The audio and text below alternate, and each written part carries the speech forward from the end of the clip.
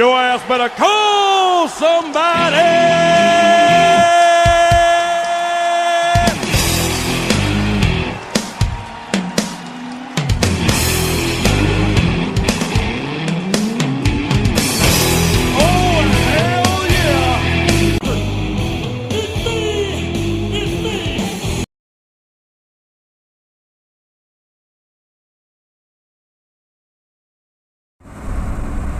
Alright, welcome to the first episode of Truck Stop Coffee Cup. I'm sorry I'm not I'm poorly planned today, but there was a list of things that I wanted to talk about. But I seen something this morning here on Mother Trucker about the bathroom issue and the truck drivers in the bathroom issue. Have any of you guys out there that see this weigh in? Have you been denied using the bathroom also? I just don't understand it, me personally, because I'm a person too, gosh darn it. I'm going to try to keep the swearing to a minimum. So please excuse me if I let one slip out. But as I was saying though, me, myself being denied a bathroom, I'm a person too, gosh darn it. You know, your workers and everybody else gets to use that bathroom that's climate controlled. Why can't I use the bathroom? That's, you know, kind of my question is, and, you know, why do I have to use a porta potty over there or no bathroom at all? I don't see your other guys doing it. How come I can't do it, but they can? And I know what you guys are going to say and thinking already, it's that some people ruined it for everybody. And, you know, that might be a fact, but still, I'm a person too, and myself, and I'm sure that anybody watching this doesn't trash up a bathroom. So I just don't understand it. You know, I'm going to go out on a limb here, and if you ever seen me in person, it's going to be a thick one. But my audience here, the people that see my videos, they don't trash up bathrooms. We're kind of a little bit better. You know, I would like to hold us up to, you know, think we're a little bit better than that. It really angers me, and I just kind of want to know what your thoughts were on that. So why don't you just weigh in and either, you know, reply on here or send me an email. I will include my email in the description, so don't you worry. I have to run a few errands today, so instead of looking at this or that, figured you'd probably rather see it be run down the road. I've just got it sitting here on my dash. I'm not holding my phone or anything like that, so please excuse the background noise. We're going to get better at this. I don't think I can get much worse. You know, with all the bathroom issues and everything said, I just don't understand it. It really makes me upset about it. You know, it's something I've felt for a very long time about it, and how that I am looked at and treated. And I'm sure others out there probably feel the same way. You know, so I'd love to hear your, you know, thoughts on that and what we can do to, you know, maybe combat this or do something. I don't know, maybe call up our congressman. It upsets me. How's that sound? So I guess my next topic here too, though, we're going to cover a couple things, is why you should try to dress presentable. Now, there are some people out there that think that wearing sweatpants or shorts is fine because they're comfortable. You know, the people at McDonald's, they wear a uniform, and you can be comfortable in a uniform. I welded for many years in jeans and a t-shirt, long sleeve shirt, greens. You know, it was pretty hot in there. So I mean, other than the hot though, on the nice days, you know, but you know, you're still comfortable wearing pants. And all them people say, oh, tight pants and this and that. No, then you don't apparently know how to buy pants. Oops, I am sorry about that. But it just, that's another thing, and I think that we, as a group, and I'm pretty sure that anybody watching this, I'm going to put you in a higher class than a lot of other people, don't wear sweatpants and shorts and flip-flops to your shippers or your receivers, or you get out of your truck looking like that. There's just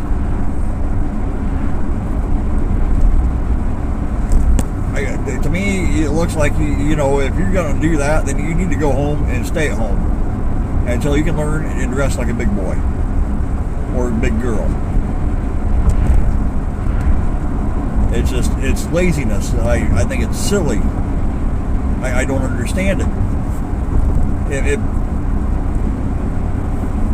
Everybody says, you know, you shouldn't judge a book by its cover. Well, you know, that may be true, but there's a thing called first impressions. You only get one shot at that.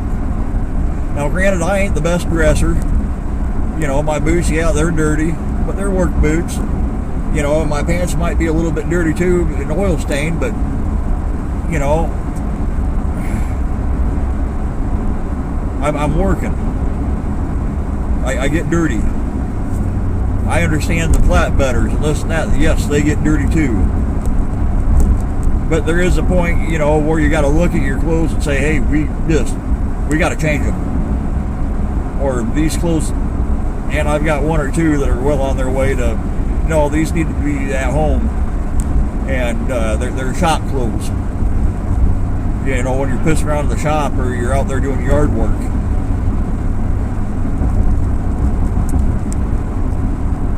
I think this is how a lot of people dress these days,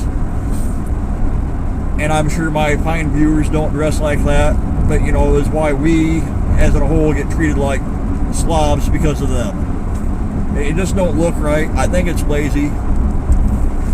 You know, everybody says, well, you represent the company. Bullshit. Fuck the company. You represent yourself. The company is along for the ride. If you can't take yourself seriously, how can I, DOT officers, shippers, receivers, the cashier, the general public, you know, how can they take you seriously if you can't take yourself seriously? I'm not saying that you have to wear a tuxedo or suit and tie driving a truck, but look decent. You know, wear pants, boots, you know, a nicer shirt, a shirt that fits. And I understand it, you know, being a little bit bigger guy myself too, a little bit harder, but you're just going to have to, you know, and I'm just as guilty too. Either you need to lose weight or buy bigger shirts. That's all I can tell you. It's always just been an issue with me, and just, you know, when I first started, especially doing long haul, over the road stuff, I used to wear, you know, boots and pants and a t-shirt. And I started paying attention and looking around, like, you know, I see a lot more law enforcement now. And this is back in the day where not everybody had pre-pass. That was kind of a new thing coming out. Yeah, some people had it, some people didn't. You know, in my eyes, but maybe a lot of more people did. But the company I was working for and driving with, they did not have that. So, with that being said, I was going to the ports of entries and having to deal with the DOT, state troopers, and some of them, by golly, you know, they might have been having a bad day and were grumpy. So your first impression never hurt you at all. You know, you didn't want to go in there wearing a tuxedo. You just wanted to be, you know, remembered but not remembered and forgotten about in a hurry. And most of the time, you know, I got along just fine with them. Others will tell you too that, in my eyes, take their job seriously on why we need to do things a certain way. It looks bad on us. Looks bad on you, the company. You know, sweatpants and a wife beater or a tracksuit. I can't understand, you know, some of these people. Like, if you went to the bank and got a loan, would you walk into the bank wearing, you know, flip-flops or Crocs whatever the hell, and shorts and a wife beater, do you think that bank's going to take you very seriously and talk about money? I don't think they're going to want to take you very seriously. I know usually when I got a plain meeting with my bank, usually I find a very nice pair of pants. You know, they're just jeans, but they look nice. And a nicer button-down shirt. And I always wore a hat. So I always, you know, try to find a nicer hat to wear. Not my, you know, old beat-up camo hat that I usually wear. It just... I don't know how else to explain it and put it. I see some of these people and how they conduct themselves and dress, and it just makes me throw my hands up in the air and just want to give up trucking altogether sometimes.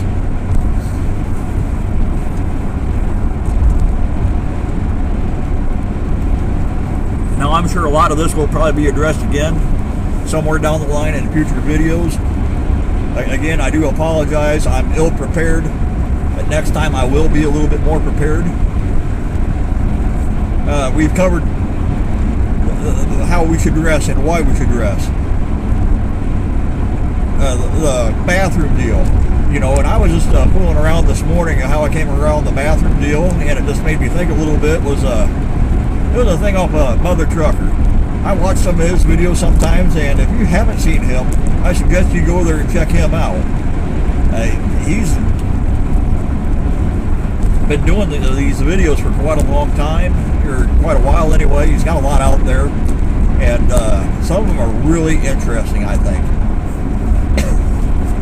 So if you haven't seen him, you know, check him out. And speaking of YouTube creators and everything, whatever happened to Trucker Steve? Anybody ever remember Trucker Steve? Boy, he has some good videos, and he was working for one company, I can't remember what company, and then he switched jobs, and I think he started working in the office. But in some time period, though, he erased a lot of his videos, which was really great. Some were very informative, and there was a lot just for laughs. You know, he was out there having a good time. A very good guy. I hope he's doing well. And I can tell you what, you know, when I was out there, I couldn't wait to see, you know, meet him. I always thought it'd be pretty cool to meet him. He always seemed to be a really down-to-earth guy. Yep, there goes a John Deere tractor. Remember, people, John Deere is not a choice. John Deere is a mental disease. It's a mental disability. Okay?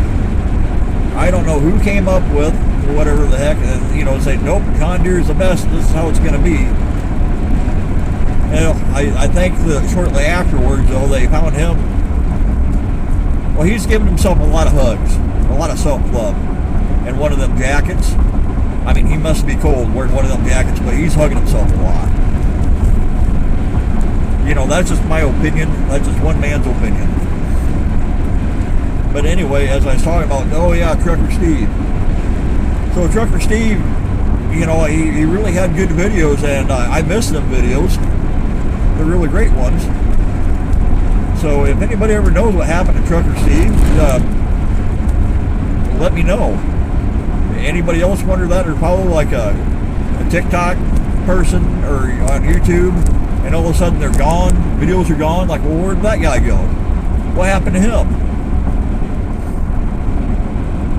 Maybe it's just me. So we're coming up here to one of my first stops of my little errands today. So I'm going to pause this, and I'll get back with you here in a little bit. So on with my ramblings. We were talking about Trucker Steve and some of these other guys. Another thing that I wanted to talk a little bit about, thought about this a little bit last night, and just popped up. I haven't done a whole lot of research. I tried a little bit, but not much. But people that drive a truck and that are killed, robbed and killed, there's really know statistics out there, and I'd kind of like to see one. And I think that we should all be able to arm ourselves and protect ourselves. And I find it very frustrating that certain states won't allow me to go into their state carrying a firearm.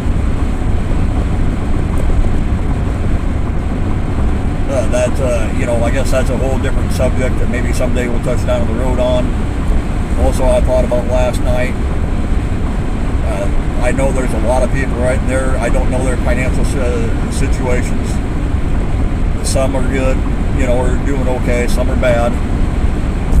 But, a driver's mental health.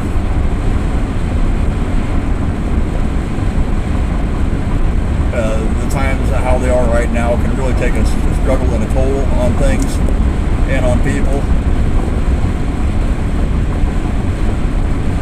That's one thing I haven't really looked up, but I know it's happening. Driver suicide, I guess.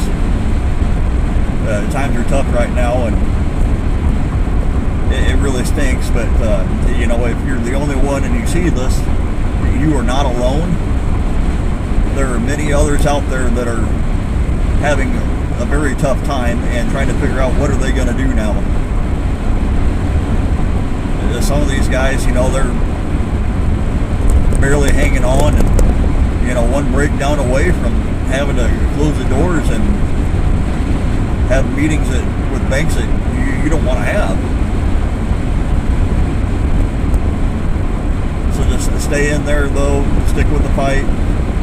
Do what you got to do, but don't end it like that. And I know there's some people out there saying, right away they're thinking, it's the easy way out.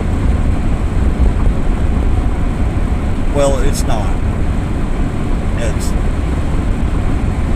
That's a darn road that, somebody just probably don't really make the quick decision on, that day of the moment, like, I'm going to go jump up a bridge or something. No, it's just... So I guess what I'm saying all in all, though, if you don't feel comfortable talking to somebody or professional, this or that, if anything, reach out to me then.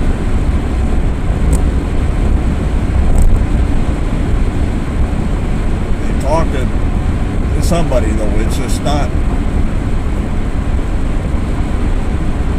I know it seems bad now, but it's not as going to be as bad as what is what you probably really think it is.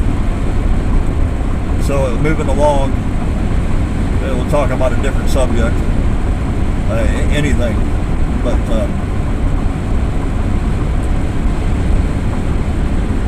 so let's talk about the Liar's Table. The Liar's Table there at the restaurant, if you don't know, there used to be I always call it the Liar's Table, and sometimes I'm sitting at the counter. You're sitting down at a restaurant, or sometimes there's just kind of a circle table where people just plop their ass down and start joining the conversation. Myself, I never thought I could sit at the Liar's Table, especially when you've seen a lot of that going on, because I felt that, I didn't have the experience. I was pretty new to driving truck and everything. So I sat there about a table or two away, though, and I listened. And sometimes I'd hear about this or that and kind of wonder about it. So I knew a couple of older people, old birds is what I call them, been in the industry for a long time. And I'd call them up, say, for example, of your airbags. And which I need to do when I get home is your airbags on your truck and trailer, spray them down with WD-40. Should make them last longer, and you won't see that dry rot, is what they were saying. And I'm listening to this, and I'm like, I don't know, that sounds kind of, another one of them tall, tales, almost like a fisherman story, a fishing story. And I called up this guy I know, and I said, hey, I heard this and that, people talking about it. Is this true? And he said, yes it is. He goes, they're spot on. That is something that you want to do. So just remember, you don't have to go sit at the liar's table, but you sit a table two away and just listen. You'd be amazed at what you can learn. And it's just not there at the truck stop either. You're always going to have, that one place. I don't care if it's the bar or somewhere else. If you sit there and listen, you can learn a lot. But anyway, I know this is probably a really bad go around my first time. I'm going to get better at this. I'll be more prepared. But I thought you guys might want some content. Something a little bit different that not a lot of people other provide. Please feel free to comment with different ideas, topics.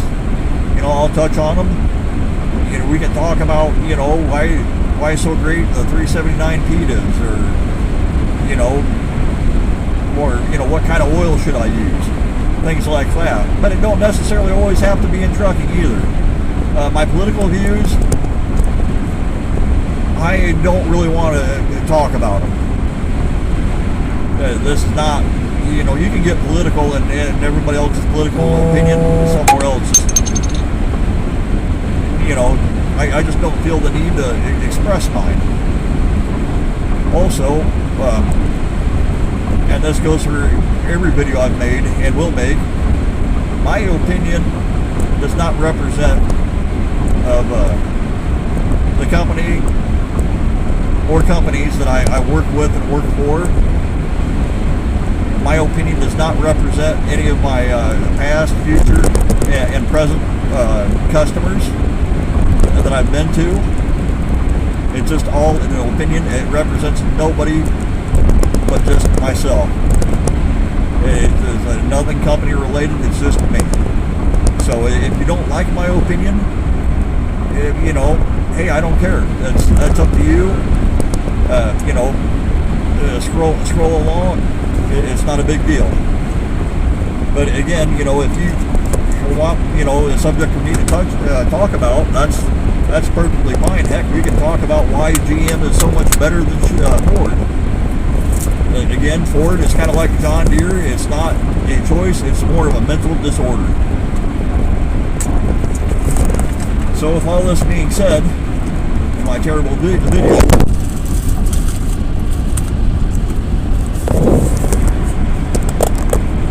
sorry about that. With all that being said, in my terrible video and everything, remember to be kind and courteous to your janitors. They're doing a job that I wouldn't personally want to go do.